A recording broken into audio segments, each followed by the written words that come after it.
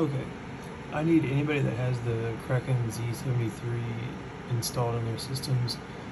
I need your opinions and solutions pronto, please.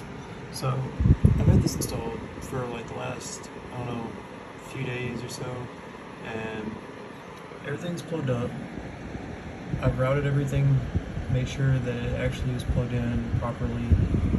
It's plugged in down here, you can't really see it, but it's plugged in right back there behind the fan cables and everything, or the fans I mean. And yet, I have, yes, I got Baby Groot dancing, you know, but I have no, like, it's nothing here. I've tried to do all this, and it's just giving me a black screen.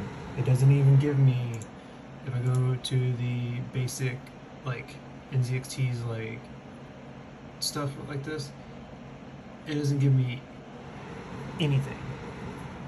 And I don't know why. Am I just missing something that's pretty obvious, or is there like an actual?